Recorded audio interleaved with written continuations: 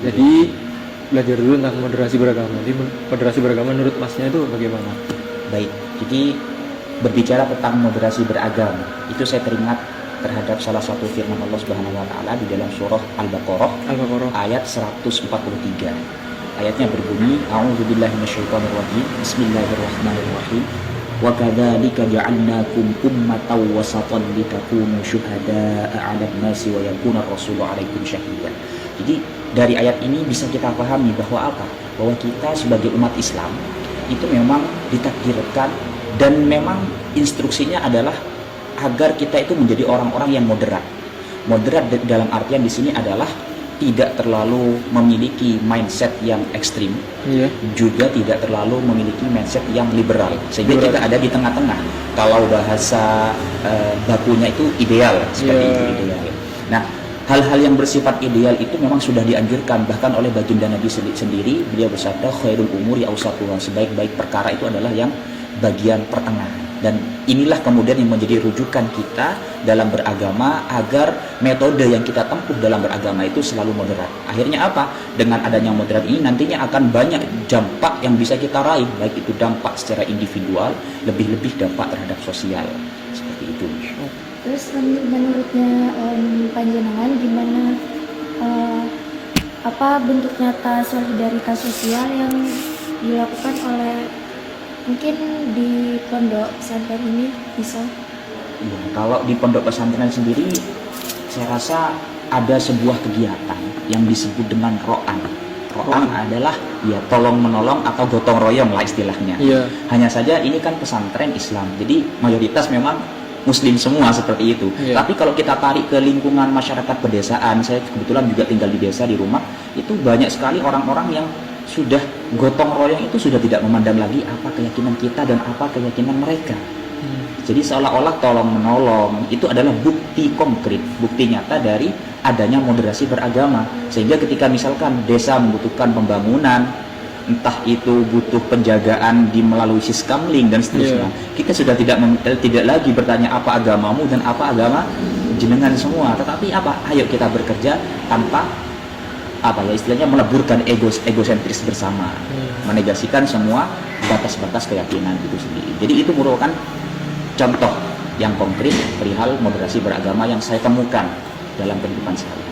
Terus kemudian bagaimana menurut panjenengan ajaran agama bisa mendorong kepedulian terhadap sesama tanpa melihat perbedaan keyakinan? Oke, ini menarik pertanyaannya. Kalau kita berbicara tentang ajaran agama bisa menarik terhadap sesama tanpa mempedulikan keyakinan, ini ada 3 poin yang saya catat ya. Jadi inti dari moderat itu sebenarnya adalah adil, yang pertama. Yang kedua adalah tawazun, atau bahasa Indonesia itu seimbang. Proporsional ya. Kemudian toleran. Nah, 3 poin ini, 3 unsur ini harus kita lengkapi bersama agar apa? Agar kita bisa mewujudkan makna dari toleran atau moderat itu sendiri, sehingga kita aplikasikan ke dalam kehidupan sehari-hari. Contohnya, ketika kita berlaku adil, tak peduli orang yang salah itu dari agama Islam atau bukan. Walaupun kita nih misalkan di sini sebagai pengurus, santri yang mungkin santri baru atau yang belum kenal regulasi pesantren, itu kebetulan notabene kemudian bukan dari kalangan kita. Secara otomatis kalau kita sikapnya adil, kita akan menegur ketika dia salah, tanpa membedakan latar belakang dari kelompoknya. Itu adalah sikap yang pertama. Toleran juga bisa kita wujudkan dengan cara bagaimana? Dengan cara respect terhadap pendapat yang mereka kemukakan. Nah, itu kemudian kalau seimbang antara atau tawazun itu bisa kita aplikasikan antara kehidupan di dunia dan di akhirat. Maksudnya apa? Ilmu yang kita dapatkan di kampus itu dipadukan dengan ilmu yang ada di pesantren, sehingga apa? Kesiapan kita untuk menempuh masa depan di dunia siap, dan juga masa depan di akhirat juga siap. Seperti itu mungkin Pak.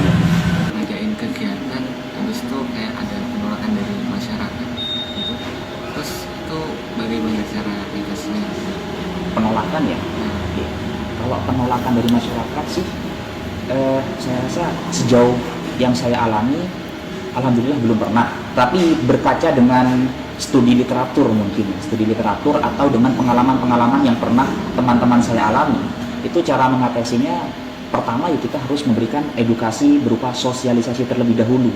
Jadi kita misalkan nih terjun ke kampung yang notabene kampungnya mungkin adalah nonis. Kita sebagai seorang Islam yang ingin mengadakan entah itu santunan anak yatim misalnya. Iya. Nah, itu bagaimana? Ya caranya kita edukasi terlebih dahulu ke perangkat desa, kemudian sosialisasi dan seterusnya. Agar apa?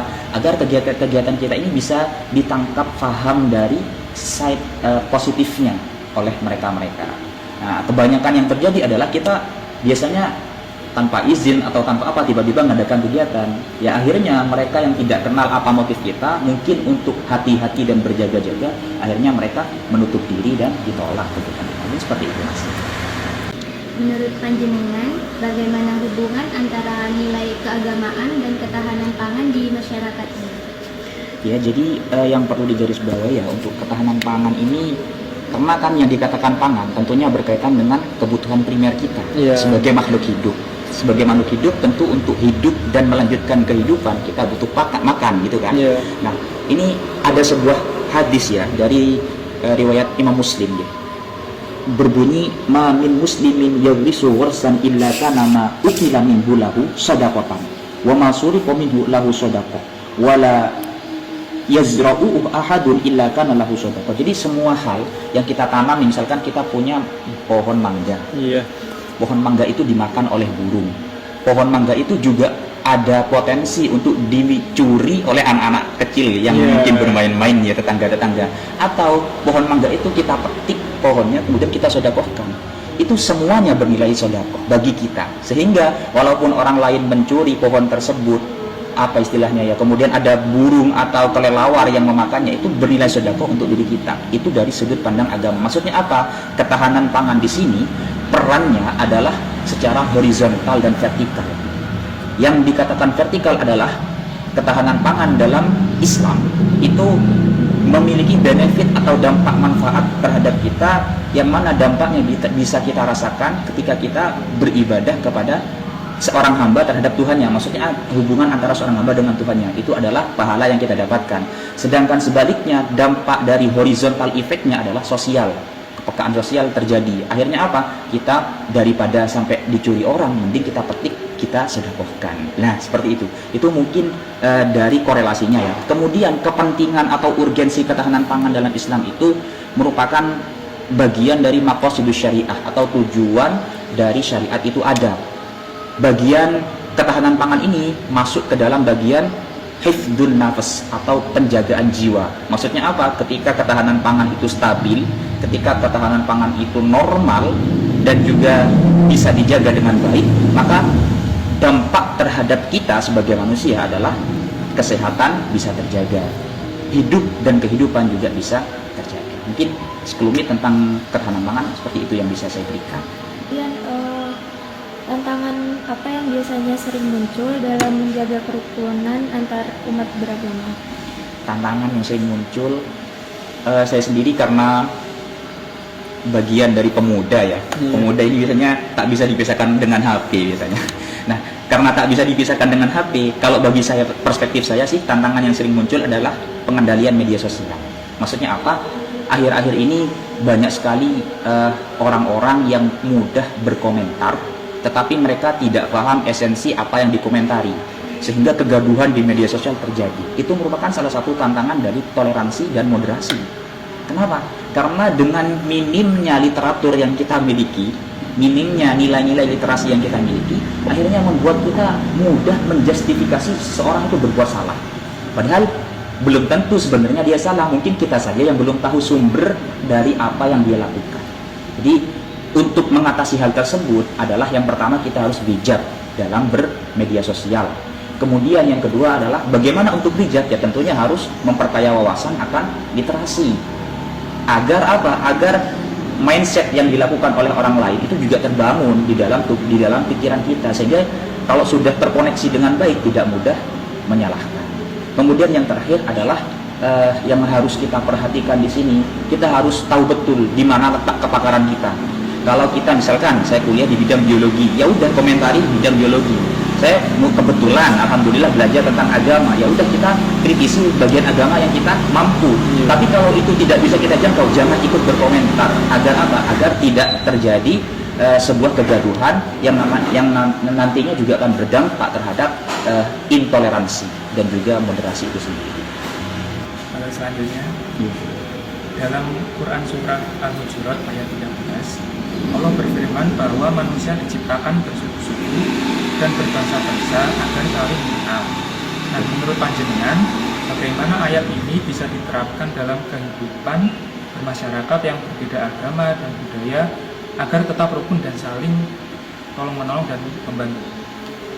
Oke, berarti letak pertanyaannya adalah nilai aplikatif ya. Bagaimana cara kita menerapkan makna dari ayat tersebut terhadap kehidupan. Tentu kalau seperti itu ya kita harus istilahnya apa ya, dimulai dari diri sendiri ya tentunya, untuk menanamkan nilai-nilai luhur apa yang terkandung di dalam ayat tersebut.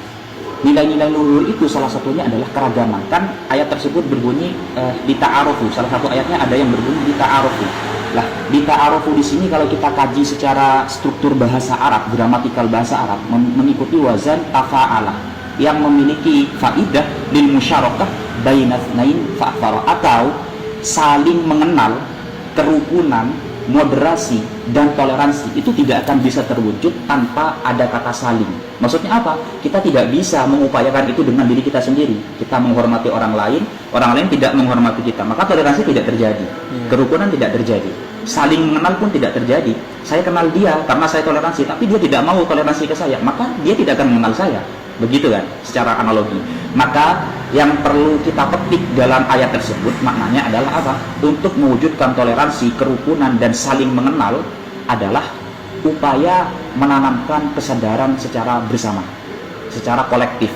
Karena kalau secara individual sampai kapanpun tidak bisa. Dan itu dimulai dari individu dengan cara menanamkan nilai-nilai luhur dari keragaman adalah bagian dari kemajuan peradaban. Mungkin seperti itu.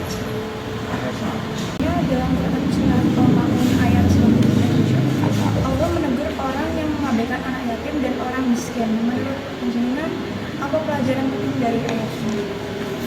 Ayat ini merupakan teguran bagi kita yang sudah beragama Islam, akan tetapi abai terhadap nilai-nilai dari Islam itu sendiri.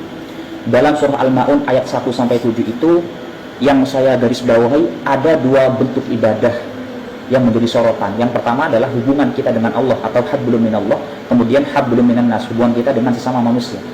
Hubungan kita dengan Allah terrealisasi di dalam akhir ayat itu yang berbunyi bahwasanya celakalah bagi orang-orang yang lalai dalam sholatnya. Itu kan individual kita dengan Tuhan. Lalu itu tidak hanya berhenti pada individual kita dengan Tuhan, tetapi juga Allah itu mengecam, memberikan peringatan kepada orang-orang Islam yang lalai akan aspek sosial. Ini terrealisasi mulai dari ayat 1.